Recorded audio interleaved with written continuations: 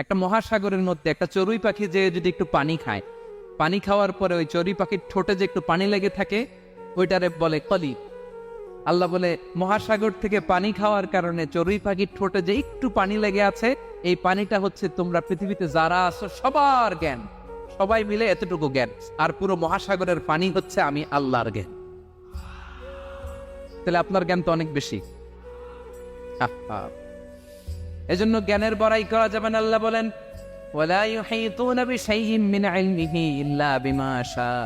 আল্লাহ যতটুকু জানান ততটুকুই আমরা জানি, তিনি যে কত জানেন আমাদের কোনো ধারণা নাই। ঠিক কিনা বলেন?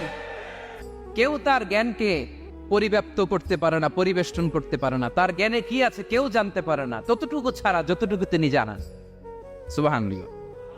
নবীরা কি সব জানেন? বিষ্ণু ঈসা ইসলাম সব জানতেন? আল্লাহ তাআলা নবীদেরকে যতটুকু জানান ততটুকুই নবীরা বলে। ঠিক কিনা? ওমা ইয়ানতিকু আনিল হাওয়া ইন হুয়া ইল্লা ওয়াহয়ুন ইউহা। আল্লাহ যতটুকু জানায় নবীরা ততটুকু বলতে পারে, এর বাইরে বলতে পারে না। আল্লাহ যতটুকু জানায় ততটুকু। আমাদের জ্ঞান যা আছে দিছে কে? সবাই বলুন, কে দিছে? এজন্য আল্লাহ বলে আমি যদি জ্ঞান দেই তাইলে তোমরা জ্ঞান পাও, এছাড়া জ্ঞানের কোনো মাধ্যম দুনিয়াতে। আর আমাদের জ্ঞান একেবারে কম। এই জ্ঞান নিয়ে আমরা বড়াই, কত বড়াই করি। জ্ঞানের কত বড়াই, গর্ব অহংকার, কত গরম আছে না নাই? কি জ্ঞান আছে আপনার? কি জানেন বলেন? ভবিষ্যৎ জানেন? কালকে কি হবে জানেন? তো কি জানেন আপনি? কালকে কি হবে এটাই তো জানি না। এখন কি হবে তাই জানি না। পিছনে কি করছিলাম এটা মনে রাখতে পারেন? আজ থেকে 1 মাস আগে এই বিকেলে আপনি কি করতেছিলেন মনে আছে?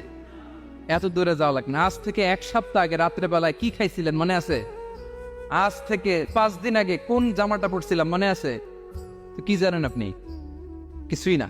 আমাদের জ্ঞানকে আল্লাহ বলেছেন কালিল। কি বলেছেন?